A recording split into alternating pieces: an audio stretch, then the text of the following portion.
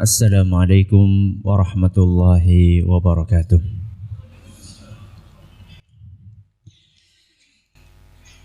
Alhamdulillahi rabbil alamin, wabihi nasta'inu ala umuri dunya waddin,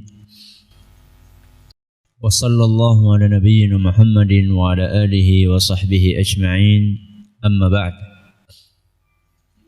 Kita panjatkan puja dan puji syukur kehadirat Allah Tabaraka wa Ta'ala. Pada kesempatan malam yang berbahagia kali ini, kita kembali diberi kekuatan, kesehatan, hidayah serta taufik dari Allah Jalla wa Ala, sehingga kita bisa kembali menghadiri pengajian rutin tafsir kita ini di Masjid Agung Darussalam Purbalingga. Kita berharap semoga Allah Tabaraka wa Ta'ala berkenan untuk melimpahkan kepada kita semuanya ilmu yang bermanfaat, sehingga bisa kita amalkan sebagai bekal untuk menghadap kepada Allah Jalla wa Ala. Amin ya rabbal alamin. Salawat dan salam semoga senantiasa tercurahkan kepada junjungan kita Nabi besar Muhammad sallallahu alaihi wasallam, kepada para sahabatnya, keluarganya, dan umatnya yang setia mengikuti tuntunannya hingga di akhir nanti. Para hadirin dan hadirat sekalian yang kami hormati, sebelum kita memasuki materi pengajian tafsir pada kesempatan kali ini, kita akan sedikit mengulang apa yang sudah kita pelajari pada pertemuan yang lalu, yaitu tafsir ayat yang kedua dari surat Al-Alaq yang berbunyi khalaqal insana min 'alaq. Ayat yang kedua ini bunyinya Allah menciptakan manusia dari segumpal darah. Ayat yang pertama Allah berfirman, Iqra' bismi rabbikal ladzi khalaq. Bacalah dengan menyebut nama Rabbmu yang menciptakan. Tidak disebutkan objeknya di situ. Yang kemarin sudah kita jelaskan bahwa kalau tidak disebutkan objeknya berarti menunjukkan bahwa Allah adalah pencipta segala sesuatu. Namun di ayat yang kedua Allah menyebutkan salah satu ciptaannya, yaitu manusia. Padahal ciptaan Allah sangat banyak. Mengapa kok manusia yang dipilih untuk disebutkan pada ayat yang kedua ini? Siapa yang bisa menjawab? Silakan. Satu, siapa tadi yang di sini? Dua, tiga, empat, monggo. Yang belum pernah jawab. Ya. Bagus. Untuk? Ya. Bagus sekali. Silakan. Pertanyaan yang kedua. Proses penciptaan manusia dijelaskan oleh Allah di dalam Al-Quran secara begitu detail. Baik itu penciptaan manusia yang pertama, siapa itu? Adam alaihissalam, maupun keturunannya, yaitu kulo, panjenengan, dan sesama bangsa manusia. Saya ingin ada di antara jamaah yang menceritakan proses penciptaan manusia kita urut sebagaimana telah kita jelaskan pada pertemuan yang lalu berdasarkan Al-Quran dan Sunnah Nabi SAW. Dan panjenengan tidak perlu menyebutkan ini dalam ayat berapa, surat apa. Yang penting saya pengen panjenengan sebutkan secara urut proses penciptaan manusia. Silakan.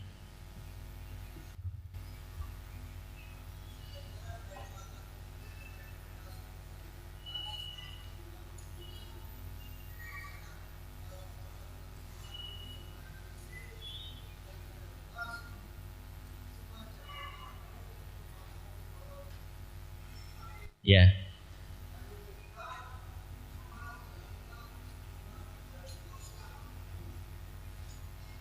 Dan seterusnya itu gimana?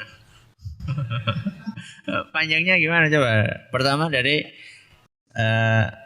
setetes air mani, terus dari mani jadi apa? Dari apa? Coba.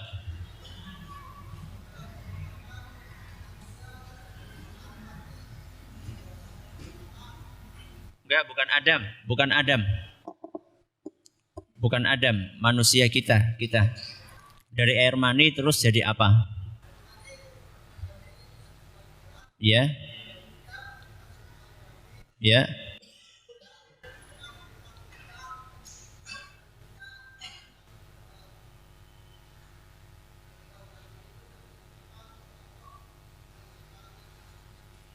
Bagus. Ya, silakan.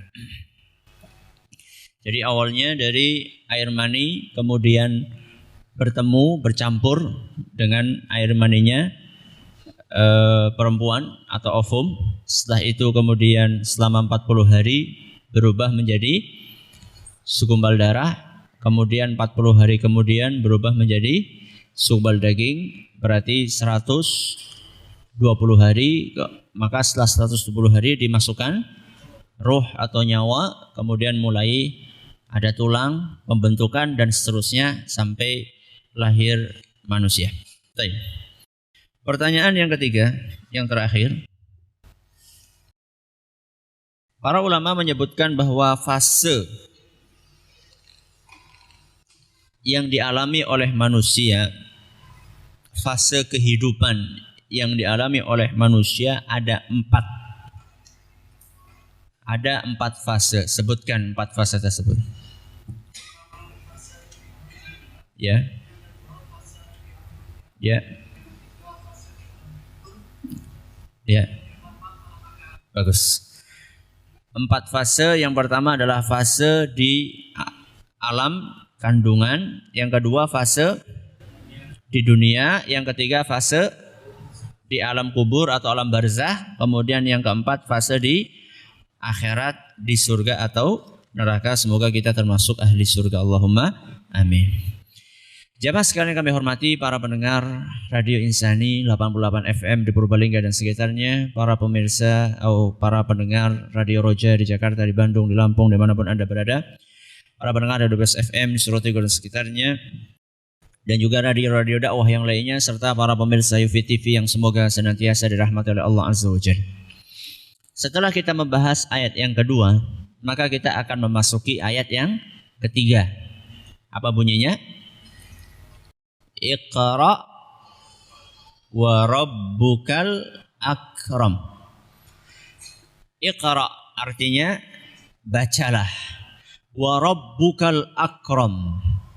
Dan Rabbmu adalah Maha Pemurah. Perhatikan baik-baik. Di dalam ayat yang ketiga ini ada kata yang terulang. Apa itu? Iqra. Sudah disebutkan di ayat yang pertama. Di ayat yang pertama Allah berfirman, Iqra bismi rabbikal ladzi khalaq. Kemudian di ayat yang ketiga Allah mengulang lagi kata Iqra. Cuman belakangnya beda. Iqra wa rabbukal akram. Pengulangan kata Iqra ini apa tujuannya? Ya. Sebagian ulama mengatakan tujuannya adalah sekedar untuk penegasan. Sekedar untuk penekanan. Perintah untuk membaca. Seperti kalau misalnya kita melihat anak kita naik pohon dan sudah membahayakan, kita katakan sama anak kita apa? Turun. Sekali dok. Sekali dok. Kalau kita ingin menekankan bisa sampai 3 kali, 4 kali.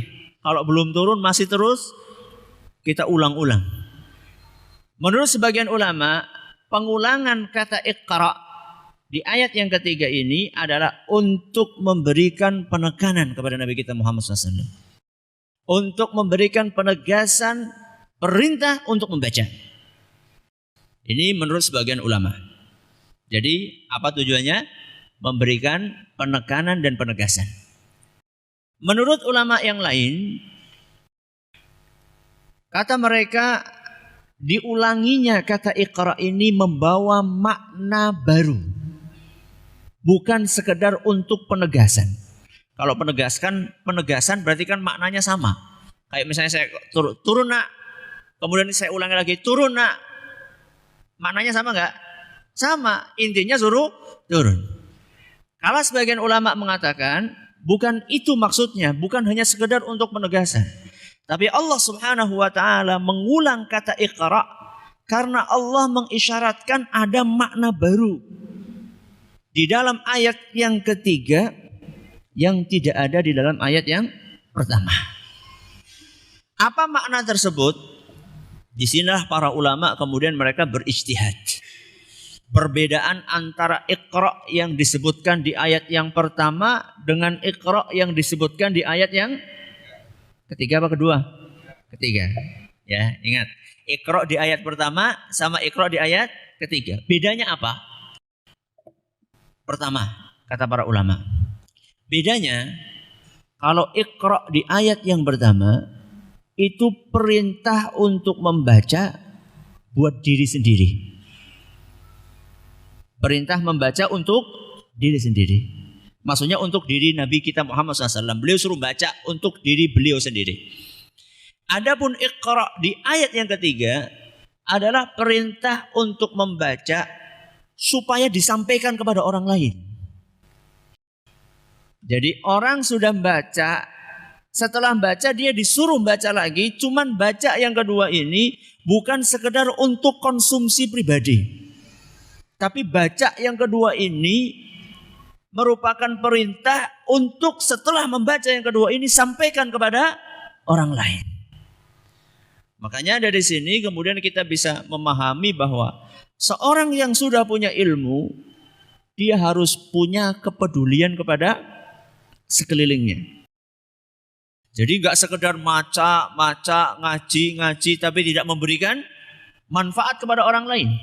Jadi kalau orang sudah punya ilmu, setelah dia membaca untuk diri sendiri, setelah itu dia membaca untuk disampaikan kepada orang lain.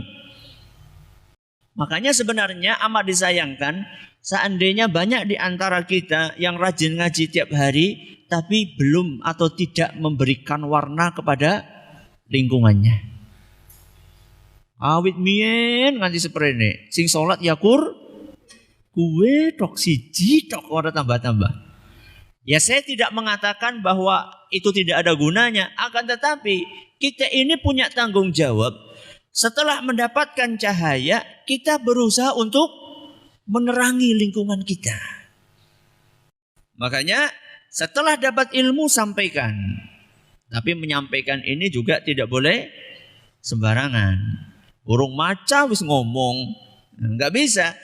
Makanya di sini Iqra, baca dulu. Gak boleh di dalam dakwah itu ujuk-ujuk langsung dakwah. Wis modal nekat bae. Oh, bonek kuwi udah nang dakwah, kowe bonek kuwi nang kana kayak nang ndi? Lapangan bonek itu. Ini di dalam medan dakwah enggak ada bonek. Bondo nekat itu enggak ada. Harus punya bekal. Iqra, baca. Ini adalah perbedaan yang pertama yang disebutkan sebagian ulama. Jadi apa bedanya? Kalau di ayat pertama membaca untuk diri sendiri. Kalau di ayat yang kedua membaca untuk disampaikan kepada orang lain. Yang kedua, perbedaannya kata sebagian ulama, Iqra di ayat pertama membaca ketika sholat, membaca Al-Quran ketika sholat. Sedangkan Iqra di ayat yang ketiga membaca Al-Quran di luar sholat. Bisa dipahami? Ya, jadi kalau ayat yang pertama perintah untuk membaca Iqra di ayat yang pertama adalah bacalah Al-Quran ketika kamu sedang sholat. Sedangkan ayat yang ketiga bacalah Al-Quran ketika kamu di luar sholat. Dan ini juga memberikan pelajaran kepada kita bahwa membaca Al-Quran itu jangan cuma ketika sholat. Kadang-kadang ada orang ditanya, sudah baca Al-Quran hari ini? Tiap hari saya baca Quran. Tiap hari. Minimal 17 kali dalam sehari. Apa itu? Al-Fatihah. Iya, ketika sholat, iya semuanya juga baca Quran. Nah, orang yang nggak baca Fatihah dalam sholat ya, kalau dia mampu tidak sah sholatnya. Ya. Tapi di sini Nabi kita SAW diajarkan oleh Allah supaya beliau membaca Al-Quran ketika sholat maupun di luar sholat. Di luar sholat waktunya bebas. Ya. Jadi nggak mesti habis maghrib, nggak mesti habis isya, tergantung waktu luang kita.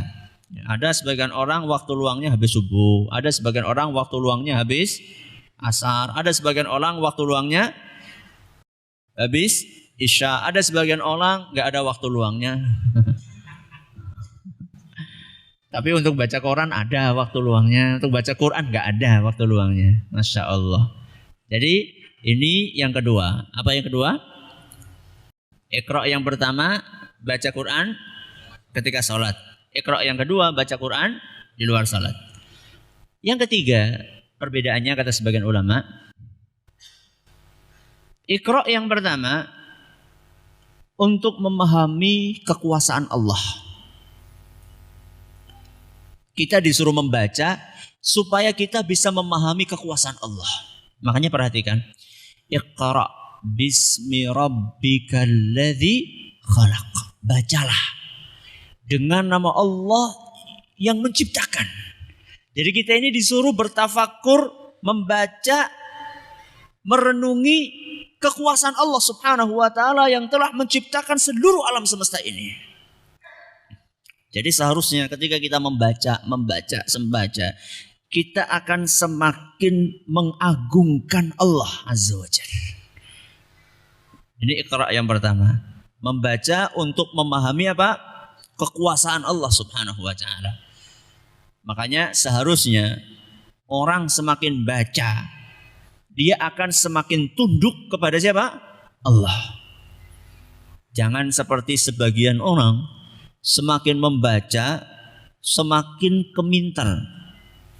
Sehingga semakin banyak baca, bukannya dia semakin taat beribadah, akan tetapi justru dia semakin jauh dari agama. Soalnya merasa sudah pinter. Lah, gue sing jenis sholat kayak gue itu makome wong-wong sing urung kaya nyong. Nah nyong ki macane wis akeh, makome wis beda. Makomnya sudah beda. Kalau saya ini sudah banyak baca. Lihat tuh kitab saya selemari. Selemari be. Lihat kitab saya selemari. Kamu kan baru baca satu kitab, itu pun juga nggak khatam. Ini saya baca semuanya ini. Saya sudah tahu itu nggak perlu itu sholat itu. Nah, ini naudzubillah min dzalik. Ini orang yang membaca tapi tidak menambah keimanan. Jadi yang pertama adalah membaca untuk memahami kekuasaan Allah. Adapun Iqra yang ketiga, di ayat yang ketiga ini adalah membaca untuk memahami syariat Allah. Untuk memahami hukum-hukum Allah. Yang halal maupun yang haram. Makanya perhatikan, setelah ayat yang ketiga ini Allah mengatakan Iqra wa rabbukal akram alladzi 'allama bil qalam. Apa artinya qalam? Pena. Nah, bukan ballpoint. Apa? Pena, ya. Jadi Allah Subhanahu wa taala memerintahkan kita untuk membaca, kemudian Allah mengingatkan bahwa Allah itu telah mengajarkan engkau dengan pena. Dan rata-rata syariat Islam itu ditulis dengan apa? Pena. Al-Qur'an ditulis kan? Ditulis. Hadis Nabi ditulis. Makanya perintah yang kedua ini kata sebagian ulama adalah perintah untuk membaca guna memahami syariat Allah. Untuk mengetahui halal dan haram. Untuk mengetahui mana yang wajib, mana yang sunnah. Mana yang halal, mana yang haram. Mana yang makruh. Dan tentunya ini memotivasi kita untuk terus belajar. Jangan sampai ada sebagian orang itu kalau dikasih ilmu dia merasa sudah apa? Sudah penuh gelasnya. Jadi merasa gelasnya ini sudah penuh sehingga kalau diisi akan luber. Ini bahaya ini. Ya, makanya sebagian ulama mengatakan kalau seandainya ada orang merasa ilmunya sudah cukup, berarti maaf ini adalah orang yang jahil. Jahil itu bahasa Indonesianya apa? Nun sewu, bodoh. Kadang-kadang ada sebagian orang protes, Ustaz jangan pakai kata bodoh. Kata apa ya? Nek jahil gue kadang-kadang jahil itu maksudnya apa? Usil gitu. Kadang saya juga agak bingung juga apa kata lain dari kata lembut dari bodoh itu apa ya? Apa coba panjenengan? Kata lembutnya yang bodoh apa? Orang pinter. Nah, jadi ada sebagian orang disuruh belajar nggak mau dia merasa ilmunya udah cukup. Nah, orang yang seperti ini, ya, orang yang seperti ini berarti orang yang merasa dirinya pintar, berarti dia ini sejatinya adalah orang yang maaf bodoh. Sebaliknya orang yang merasa bodoh, peluang untuk jadi orang pintar itu terbuka lebar. Nah, kenapa Ustadz? Justru kalau kita merasa bodoh itu ilmu kita akan terus tambah. Kenapa? Karena kita berusaha untuk mencari tahu. Karena belum tahu maka mencari tahu. Ada dua, ada orang merasa pintar, ada orang merasa bodoh. Yang ketiga parah sekali. Ada yang tahu? Orang yang bodoh tapi tidak merasa dirinya bodoh. Ini dalam bahasa Arab namanya jahilun murakkab. Jahilun murakkab itu mungkin terjemahan bebasnya bodoh kuadrat. Apa? Bodoh kuadrat. Bodoh kok kuadrat? Maksudnya sudah bodoh tapi nggak tahu dirinya bodoh.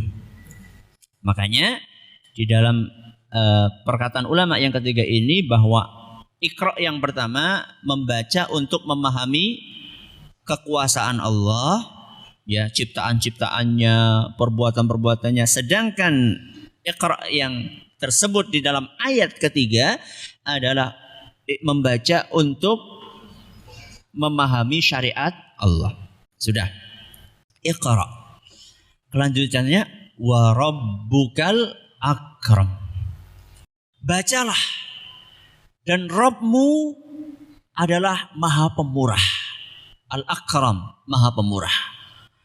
Kenapa Allah Subhanahu wa taala ingatkan Nabi kita SAW dengan salah satu sifatnya yaitu Al-Akram? Kenapa tidak sifat-sifat yang lainnya? Ada sifat-sifat Allah yang lainnya, ada nama-nama Allah yang lainnya. Kenapa dipilih Al-Akram yang Maha Pemurah? Sebagian ulama menjelaskan bahwa setelah Nabi kita diperintahkan untuk membaca, padahal posisi beliau saat itu tidak bisa baca. Masih ingat ceritanya siapa yang mendekap Nabi kita? Malaikat Jibril. Berapa kali? 3 kali. Iqra. Nabi jawab apa? Ma'ana biqari'in. Saya nggak bisa baca. Sampai 3 kali.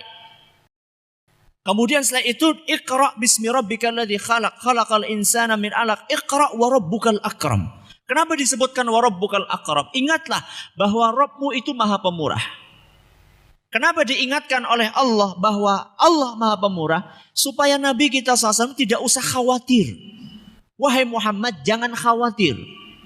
Walaupun engkau tidak bisa membaca, akan tetapi Allah itu Maha Pemurah.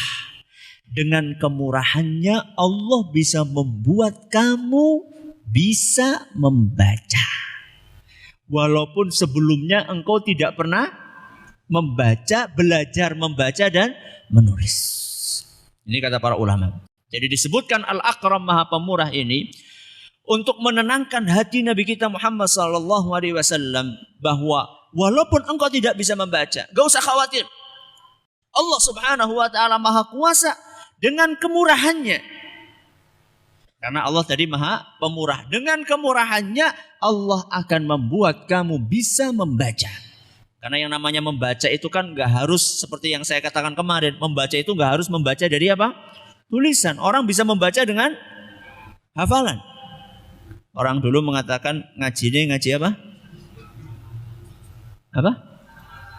Cangaran. Ya, cangaran. Dengan mendengarkan. Nabi Allah Subhanahu wa taala Maha Kuasa, wahai Muhammad. Makanya Nabi kita Muhammad SAW hafal Al-Quran. Nabi kita SAW hafal Al-Quran. Walaupun gak pernah baca. Kita baca hafal gak? Belum, ya. Optimis belum. Ya. Jadi iqra wa rabbukal akram. Bacalah, sesungguhnya Rabbmu itu Maha Pemurah. Ketika kita mendengar Maha Pemurah, tentu kita perlu memahami pemurah itu apa. Ya. Kata sebagian ulama,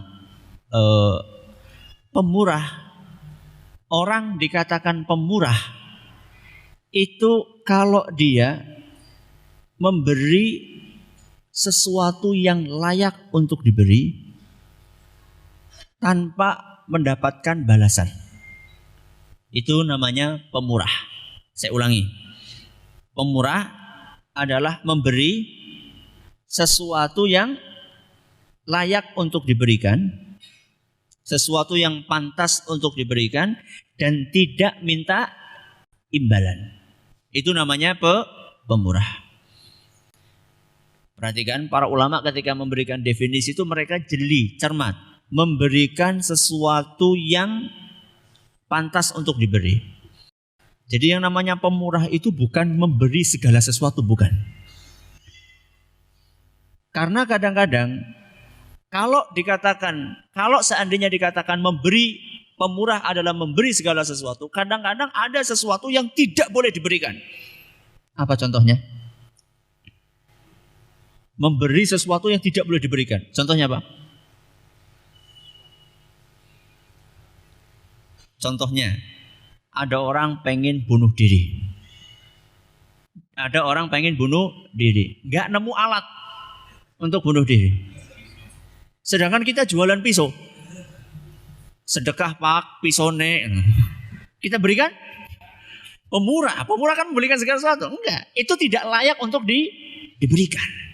Makanya pemurah artinya memberikan sesuatu yang layak untuk diberikan. Nun sewu, ada orang sebagian pemurah, nun sewu, memberikan kehormatannya. Wanita kok, saya kan wanita yang pemurah Ustaz. Nah, naudzubillahi min dzalik. Itu bukan pemurah namanya. Itu murahan itu namanya. Nah, jadi jangan sampai nanti pemurah ini disalah artikan. Jadi pemurah memberi sesuatu yang layak untuk diberikan tanpa minta balasan. Nah ini yang agak sulit ini. Tanpa minta balasan. Balasan itu tidak mesti sifatnya materi. Balasan itu juga sifatnya immateri. Apa immateri? Non materi. Kalau materi kan duit, apalagi emas, beras. Kalau immateri, pujian, sanjungan. Nah coba sekarang kita mulai ngecek diri kita sendiri-sendiri. Ketika kita sedekah, kita mengharapkan balasan immateri atau tidak? Mengharapkan enggak? Mengharapkan. Berarti belum pemurah itu namanya. Kalau orang memberi dan dia ingin mendapatkan sifat pemurah, label pemurah, maka dia berikan tanpa mengharapkan balasan baik yang sifatnya materi maupun immateri. Dan itulah salah satu sifat penghuni surga. Allah sebutkan di dalam Al-Quran surat Al-Insan ayat 8 sampai 9. Surat apa? Al-Insan ayat 8 sampai 9. Kata Allah Subhanahu wa taala, وَيُطْعِمُونَ الطَّعَامَ عَلَى حُبِّهِ مِسْكِينًا وَيَتِيمًا وَأَسِيرًا. Salah satu sifat penghuni surga, mereka ini suka memberi makanan. Bukan sembarang makanan. Suka memberikan makanan yang dia sukai. Memberikan kepada siapa? Miskinan, orang miskin. Wa yatiman, anak yatim. Wa asiran, ada yang tahu? Para tawanan. Jadi memberi makanan yang dia sukai kepada anak yatim, orang miskin sama tawanan. Memberi makanan yang dia sukai. Kalau kita memberi makanan yang sudah hampir basi, nah gitu kan? Kalau memberi beras kepada anak yatim, Berasnya gimana? Raskin. Coba, sekarang kita ini latihan memperbaiki diri. Ya, kita belajar untuk memperbaiki diri. Ustadz, saya kan sudah mending Ustadz mau sedekah daripada itu nggak mau sedekah. Kalau masalah akhirat itu jangan ngelihat yang di bawah. Kalau masalah akhirat lihatlah yang di atas. Kalau masalah dunia oke, lihat yang di bawah. Ya. Kita seringnya kan kalau masalah dunia ngelihat yang di atas. Kalau masalah akhirat lihat yang di bawah. Loh, jenengan sih jeneng sholatnya bolong-bolong. Ya mending lah kayak orang tahu sholat. Nah. Itu nggak akan pernah maju kalau orang seperti itu. Nggak akan pernah meningkat amalannya. Makanya Allah mengingatkan, wa yut'imuna ta'ama ala hubbihi miskinan wa yatiman wa asira. Salah satu sifatnya penghuni surga memberikan makanan yang dia sukai. Ini memang nggak gampang. Ya. Jadi ketika kita lagi masak gulai, lagi enak-enaknya, lagi ngebul-ngebulnya itu, kita paruh. Setengah dikasihkan kepada orang miskin. Itu sip. Ya. Dan itu jarang. Rata-rata kalau ini masak gulai akeh temen lah daripada mambu. Diinget ya, sudah ngetan yang keberapa. Itu pun bukan ngetan yang pertama, sudah ngetan yang ketiga, keempat, ya. Baru kemudian dikasihkan. Itu belum cocok jadi calon penghuni surga.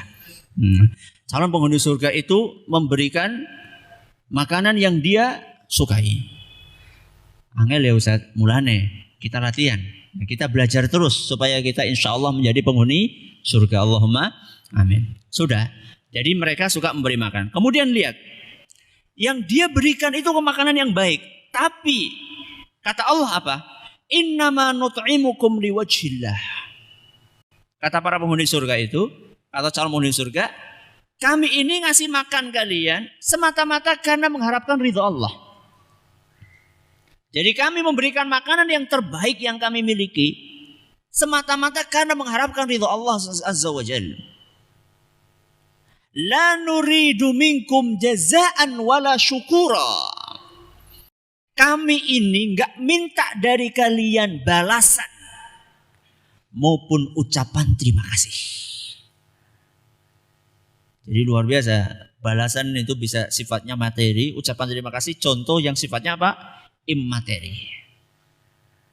Jadi saya kasihkan ini itu bukan supaya kalian nyoblos saya besok, bukan. Ini bukan non sewu ini diragukan keikhlasannya. Saya bukan mengatakan dia tidak ikhlas karena ikhlas itu masalah apa? Masalah hati. Saya cuma mengatakan diragukan. Kenapa Ustaz diragukan? Lo kawit miyin ratau sedekah. Ujuk-ujuk ketika Arab nyalon nembe sedekah itu kan menimbulkan pertanyaan yang sangat besar. Nah, ini maksudnya apa? Makanya di sini kita diajarkan oleh Allah Subhanahu wa taala kalau pengen jadi penghuni surga, salah satu sifatnya adalah berilah makanan yang terbaik tapi jangan minta balasan. Jangan minta balasan, contohnya misalnya, panjenengan ngirim kepada orang gulai. Ya. Kemudian besoknya rantang itu kembali dalam keadaan kosong. Enggak boleh mendegel jenengan. Sulit nggak? Sulit. Tapi ini kita bicara kita ya, Kita yang ngasih jangan ngasih harapan. Kalau kita dikasih, kalau kita yang dikasih tahu diri. Ya. Suruh kasih gulai kembalinya kosong itu kebangetan kan? Ya. Kotor lagi belum dicuci, Allahu Akbar. Maka hati-hati. Jadi pemurah apa tadi? Memberi sesuatu yang pantas, layak untuk diberi dan tidak meminta balasan. Itu namanya pemurah. Nah sekarang Allah itu bukan pemurah. Tapi Allah itu maha pemurah. Allah itu bukan sekedar pemurah. Allah itu maha. Maha itu artinya sempurna. Kalau misalnya Allah itu sekedar pemurah, tidak layak dikatakan maha. Ya. Makanya di sini dikatakan wa rabbukal akram. akram. Ya, Allah Subhanahu wa taala Maha Pemurah. Dari mana kita bisa mengetahui kemurahan Allah Subhanahu wa taala? Oh, banyak sekali. Ya. Sisi-sisi yang menggambarkan kemurahan Allah Azza wa Jalla. Dan tidak mungkin akan bisa kita sebutkan semua, karena kalau bisa kita sebutkan semua itu namanya terbatas. Dan sifat Allah sempurna tanpa batas. Sehingga manusia berusaha semaksimal apapun dia untuk menjelaskan kesempurnaan Allah, lisannya tidak akan pernah bisa untuk menggambarkan kesempurnaannya. Karena Allah itu maha sempurna. Kalau masih bisa digambarkan, itu berarti kesempurnaannya masih terbatas. Makanya Nabi SAW mengatakan, La nuhsi thana'an alaik, ya Allah. Kami ini gak bisa memujimu dengan sebenar-benarnya. Karena pujian kepada Allah, sebanyak apapun kita memuji Allah, tetap tidak akan bisa sepadan dengan kesempurnaan Allah. Dari mana contoh kesempurnaan, contoh kemurahan Allah, kemaha pemurahan Allah? Saya bawakan dua contoh. Dua contoh sisi kemaha pemurahan Allah. Yang pertama, Allah ini tetap memberikan karunia kepada orang yang berbuat maksiat kepadanya. Ini salah satu contoh kemaha pemurahan Allah. Allah Subhanahu wa taala tetap memberikan karunia kepada orang-orang yang berbuat maksiat kepada Allah. Orang berbuat maksiat itu membangkang atau bukan? Membangkang. Walaupun manusia ini membangkang sama Allah, tetap setiap hari dikasih sama Allah Subhanahu wa ta'ala. Mau contohnya? Mau contohnya? Contoh yang paling gampang adalah kita sendiri. Berapa kali mata ini kita gunakan untuk berbuat maksiat? Berapa kali? Berapa kali? Gak bisa dihitung. Ya udah, mungkin kalau dari lahir ada yang mata gak bisa dihitung. Gak usah, hari ini aja, hari ini saja, mulai dari pagi sampai sekarang maghrib. Berapa kali kita menggunakan mata ini berbuat maksiat? Gak bisa dihitung karena kita sering gak sadar berbuat maksiat. Ya. Akan tetapi Allah Subhanahu wa taala tetap memberikan izin melihat kepada kita. Ya. Itulah salah satu kemurahan Allah Subhanahu wa taala. Lisan kita, tangan kita, kaki kita, harta kita. Betapa banyak nikmat-nikmat yang Allah berikan kepada kita, kita gunakan untuk berbuat maksiat kepadanya. Akan tetapi Allah Subhanahu wa taala tetap terus memberikan nikmatnya kepada kita, padahal kita sering berbuat maksiat kepadanya. Beda dengan manusia. Sedermawan apapun manusia, ketika dia berbuat baik, tahu-tahu yang dibaiki itu berbuat jahat sama kita. Kira-kira kita tetap memberi dia atau enggak? Contoh. Ada pengemis, setiap hari kita apa? Kasih, setiap hari kita kasih. Kita enggak bosan-bosannya untuk ngasih dia. Kadang-kadang kalau kita kan, kalau didatangi pengemis hari pertama, kita kasih 5.000, 10.000. Nanti ternyata besok datang lagi. Wah, gitu. Kok yang kemarin lagi kasih berapa?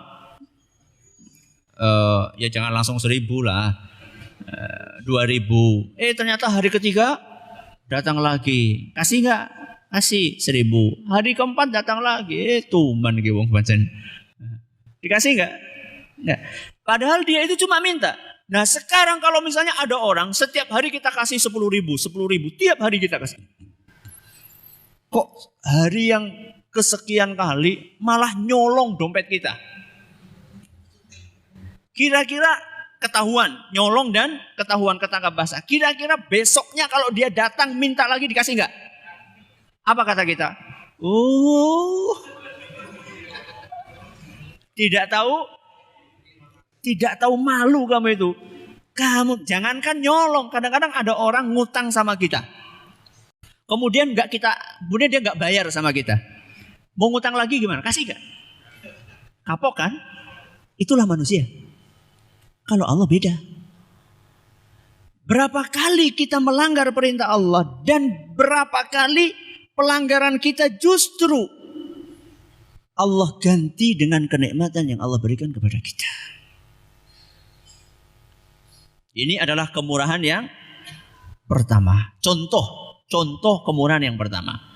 Bahwa Allah memberikan nikmat kepada kita walaupun kita ini sering berbuat maksiat kepadanya. Saya sampaikan ini bukan dalam rangka kita mengandalkan kasih sayang Allah. Kita katakan, mata buat jelalatan kok tetap bisa ngelihat, ya udah besok apa? Jelalatan lagi. Bukan. Saya sampaikan inilah untuk kita memahami betapa maha murahnya Allah sama kita. Sehingga sebesar apapun ibadah yang kita lakukan kepada Allah tidak akan pernah bisa menyamai karunia yang Allah berikan kepada kita. Dikisahkan ada seorang ahli ibadah yang sudah beribadah kepada Allah puluhan tahun.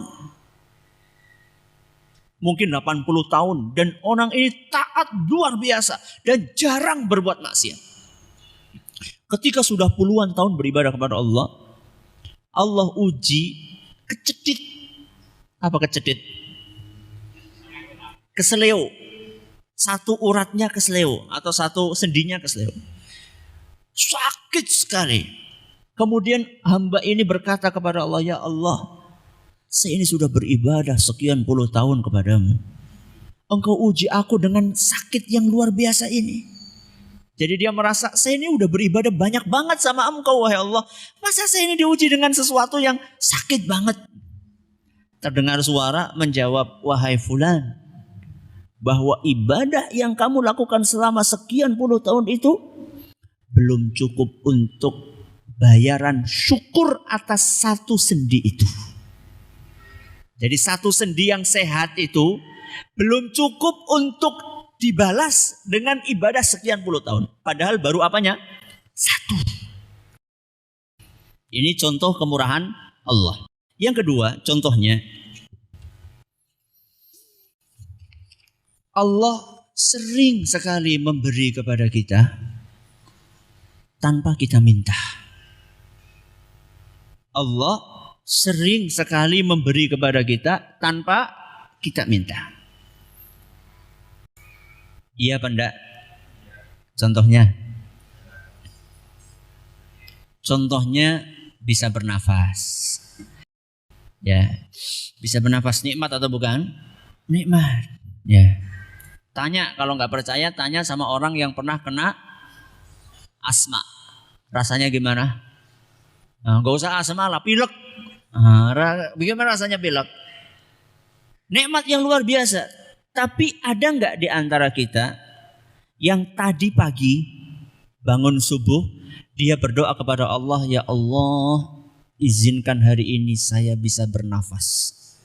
Ada nggak? Angkat tangan. Nggak ada? Banyak loh ini yang hadir. Nggak ada satupun. Dikasih nggak sama Allah? Dikasih. Itu baru nafas loh. Belum telinga. Ada nggak di antara kita dibagi, ya Allah, aku minta kepadamu hari ini izinkan aku bisa mendengar. Insya Allah nggak ada kayaknya. Kaki dan semuanya rata-rata nikmat-nikmat yang Allah berikan kepada kita, Allah berikan tanpa kita minta. Itulah salah satu contoh kemurahan Allah Azza wa Jalla kepada kita. Makanya, apakah setelah ini kita akan katakan, ya Allah, aku minta kok nggak dikasih? Ada nggak? Ada nggak di antara kita yang pernah mengatakan, ya Allah, saya sudah minta kayak gini kok nggak dikasih-kasih? Ada nggak? Ada. Ya, misalnya, ya Allah, saya ini sudah guru honorer sekian puluh tahun, ya Allah. Saya ini sudah tiap hari minta samamu, ya Allah, supaya saya jadi PNS. Puluhan tahun saya minta, ya Allah, masa gak dikasih-kasih? Gimana sih, ya Allah? Allah itu ngasih kita tanpa kita minta. Dan lebih banyak yang Allah berikan tanpa kita minta dibandingkan Allah memberikan yang kita minta. Kalau gak percaya, hitung saja.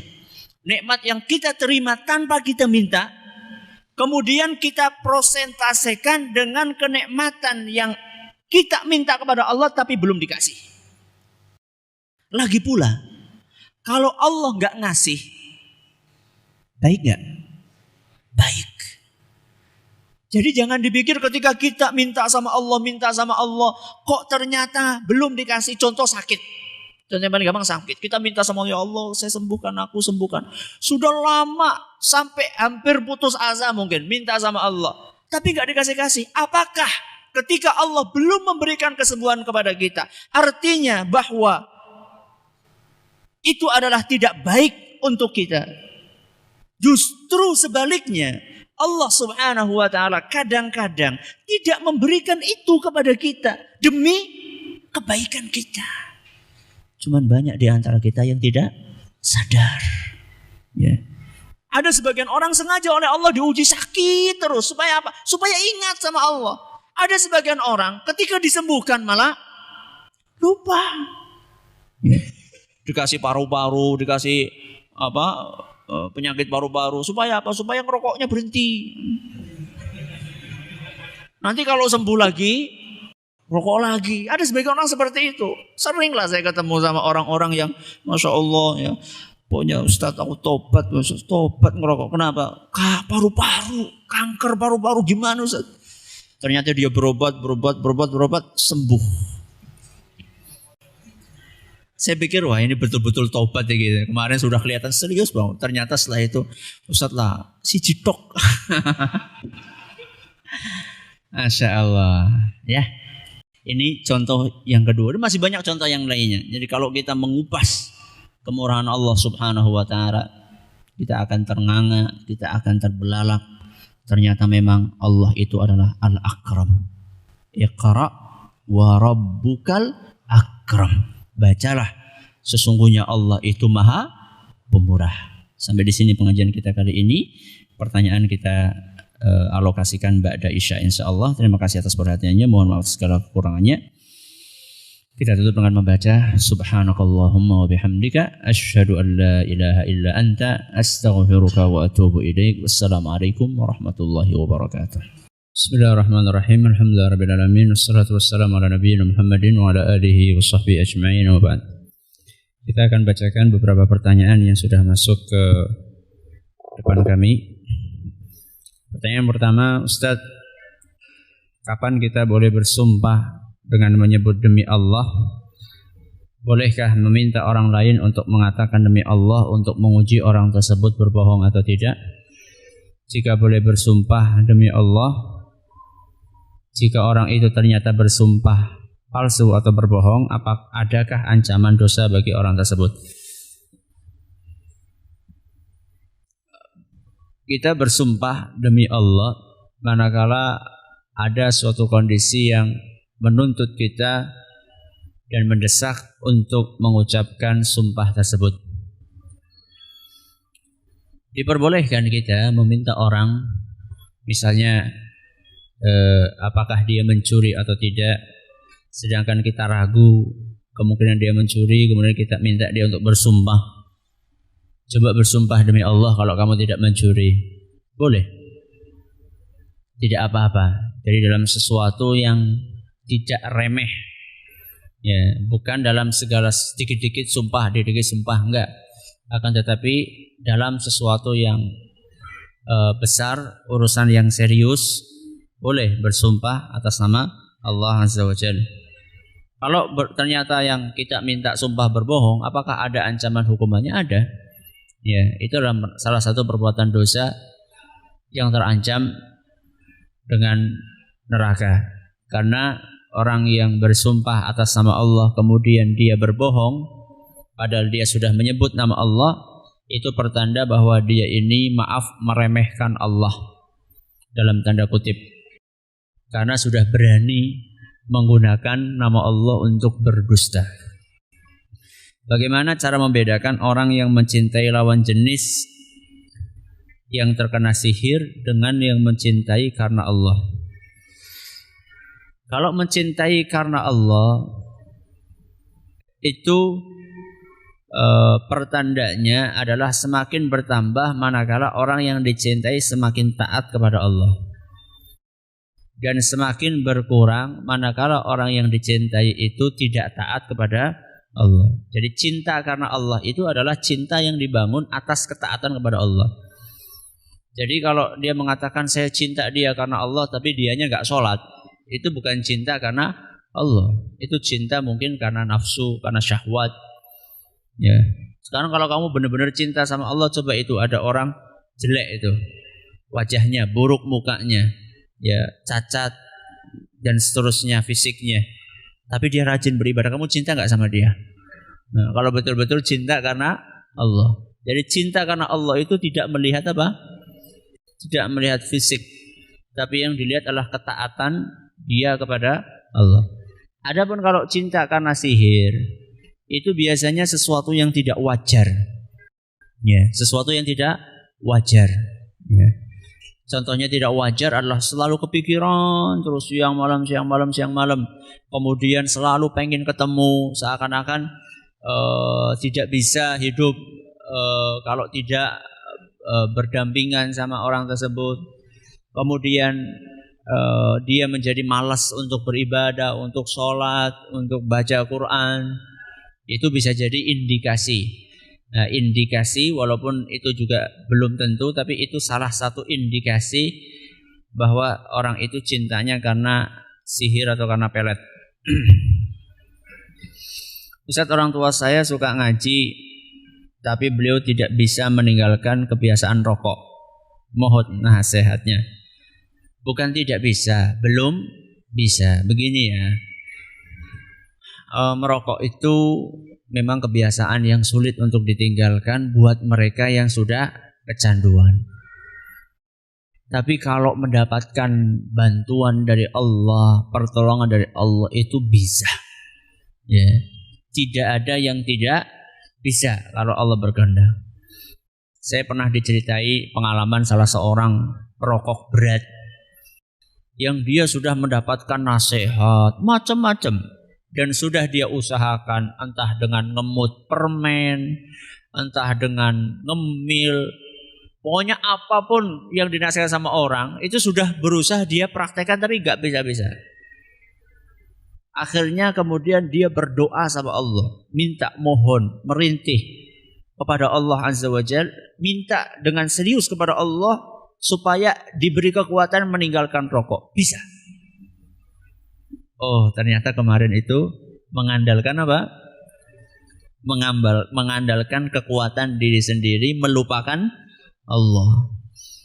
Memang ini harus diingat betul bahwa kita ini tidak akan mampu untuk meninggalkan sesuatu yang diharamkan oleh Allah kecuali dengan pertolongan siapa? Allah.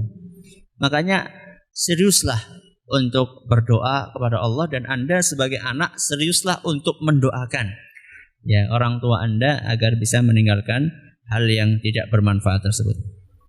Bagaimana orang yang memberikan sesuatu kepada orang lain tapi di sisi lain dia juga minta didoakan? Minta didoakan sebenarnya tidak apa-apa. Ya, minta didoakan tidak apa-apa walaupun afdolnya berdoa sendiri. Tidak apa-apa minta didoakan. Akan tetapi sebagian orang kadang-kadang image-nya di masyarakat, sebagian masyarakat atau sebagian kalangan itu kalau mau minta didoakan tuh harus bawa berkat. Jadi saya pengen didoakan sama Kiai Anu, saya harus bawa gula, bawa kopi, bawa apa lagi tuh, bawa teh, rokok, masya Allah. Sebenarnya nggak perlu yang gitu-gitu ya, ya nggak perlu. Anu kan belum tentu dikabulkan juga pertama.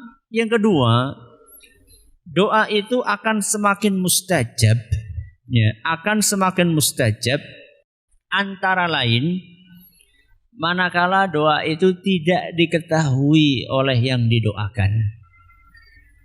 Alias kita mendoakan tanpa kita ngasih tahu bahwa kita mendoakan. Itu yang disebutkan oleh dalam sebuah hadis namanya ad-du'a bi dhahril ghaib. Ya, doa tanpa sepengetahuan orang yang didoakan. Itu malah lebih mustajab, ya. Jadi nggak perlu, kau tulis tak dongakakan. Ya mungkin suatu saat perlu, tapi nggak dikit-dikit ngomong kayak gitu, nggak usah. Ya. Justru kalau Anda tidak memberitahu, malah itu peluang untuk dikabulkan lebih besar. Kenapa? Karena relatif lebih ikhlas. Ya. Karena kalau ngasih tahu itu kan biasanya orang ngasih tahu tuh ada motifnya, ada pamrihnya. Ya, sabundina tok dongakan masa nyili duitnya roli. Itu kan lucu kan? Kamu tuh doanya tujuannya apa? Ya. Nah, doa itu kan ibadah. Doa kan ibadah. Ibadah itu berpeluang dikabulkan oleh Allah semakin ikhlas. Semakin ikhlas suatu ibadah, maka peluang untuk diterima semakin besar. Sama juga doa. Doa itu semakin ikhlas, semakin berpeluang untuk dikabulkan oleh Allah Azza wa Jalla. Makanya dari situ kemudian para ulama mengatakan berdasarkan hadis yang sahih bahwa doa tanpa sepengetahuan orang yang didoakan itu lebih berpeluang besar untuk dikabulkan oleh Allah Subhanahu wa taala. Ustaz, apakah ada bacaan khusus atau doa ketika khatib duduk sejenak di antara dua khutbah? Apakah ada doa khusus? Setahu saya tidak. Ya, setahu saya tidak. Walaupun para ulama sebagian mereka mengatakan bahwa itu waktu yang mustajab. Ya, karena waktu yang mustajab di hari Jumat itu ada perbedaan pendapat di antara para ulama. Ada yang mengatakan banyak pendapat. Ada yang mengatakan ketika khatib duduk di antara dua khutbah. Ada yang mengatakan sore hari menjelang maghrib, ya, habis asar menjelang maghrib. Ada perbedaan pendapat dari para ulama. Tapi kalau bacaan khusus saya tidak tahu. Bacaan khusus yang perlu dibaca pada waktu itu kami nggak tahu. Yang kami temukan adalah bahwa waktu itu adalah waktu yang mustajab. Sehingga apapun permintaan selama itu diperbolehkan oleh agama kita, silahkan dibaca saat itu. Suami istri bersentuhan kulit, apakah membatalkan wudhu atau tidak? Tergantung. Apakah sentuhannya itu pakai syahwat atau tidak? Kalau bersentuhannya dengan syahwat dan syahwat itu ditandai. Syahwat itu kan mungkin orang kan, nggak pakai syahwat kok. Syahwat itu tandanya, ketika bersentuhan itu keluar cairan bening dari kemaluan, yang biasa diistilahkan dengan apa? Madhi. Beda dengan mani. Ini apa? Madhi. Kalau madhi itu cairannya bening, encer, dan keluarnya tidak terasa nikmat. Tahu-tahu celana sudah basah. Itu namanya madhi. Kalau mani itu warnanya cenderung kekuningan, kemudian kental, dan ketika keluar itu terasa nikmat. Nah, kalau misalnya ada seorang bersentuhan dengan istrinya, kemudian dia keluar madhi, berarti itu dengan syahwat, berarti wudunya batal. Ya, berarti wudunya batal. Tapi kalau sekedar bersentuhan tanpa ada unsur syahwat, maka wudunya tetap sah. Makanya disebutkan dalam beberapa riwayat bahwa Nabi SAW pernah suatu saat setelah berwudu, sebelum pergi ke masjid, beliau mencium istrinya Aisyah. Baru kemudian berangkat ke masjid. Ya. Tanpa berwudu lagi. Berarti itu menunjukkan bahwa bersentuhan dengan istri seandainya tanpa syahwat maka tidak membatalkan. Ciuman gimana Ustaz? Ya ciuman kan macam-macam. Ya, non sewu ini rata-rata sudah pada nikah toh. Kalau cium tangan masa pakai syahwat ya? Insya Allah enggak. Kalau cium apa? Tangan. Tapi kalau cium dari mulut ke mulut, nah itu yang kadang-kadang agak sulit untuk tanpa syahwat. Itu agak sulit kalau tanpa syahwat.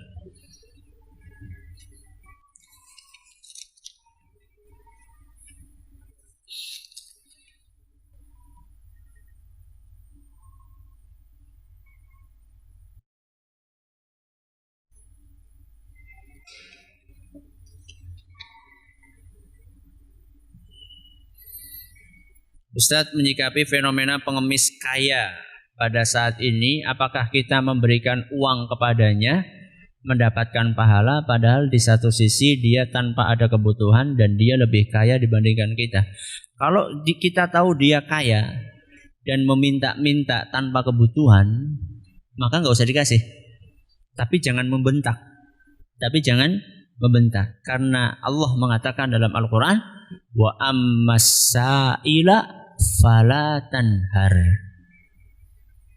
Adapun peminta-minta, janganlah engkau bentak. Gak ngasih ya sudah, gak ngasih.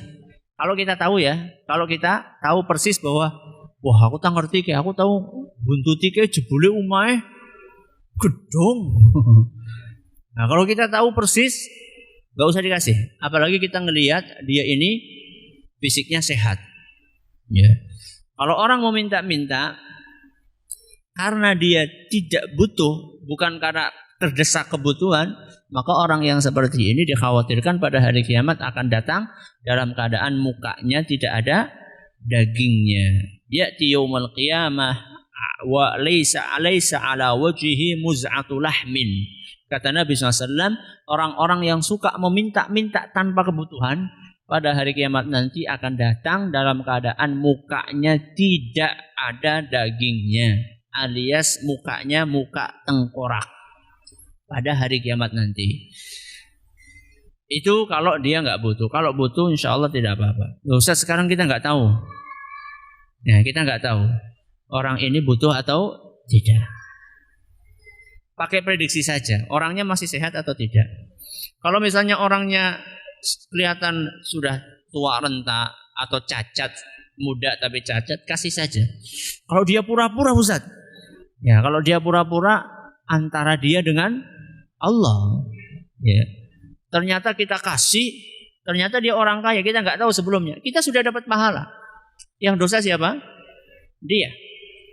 Yang dosa adalah dia, antara dia dengan Allah Subhanahu wa ta'ala. Sampai di sini tanya jawab kita. Allah ta'ala ala wa alam. Kita tutup dengan baca subhanakallahumma wa bihamdika asyhadu an la ilaha illa anta astaghfiruka wa atubu ilaik. Assalamualaikum warahmatullahi wabarakatuh. Jangan lupa untuk subscribe dan share bila kajian ini dirasa bermanfaat.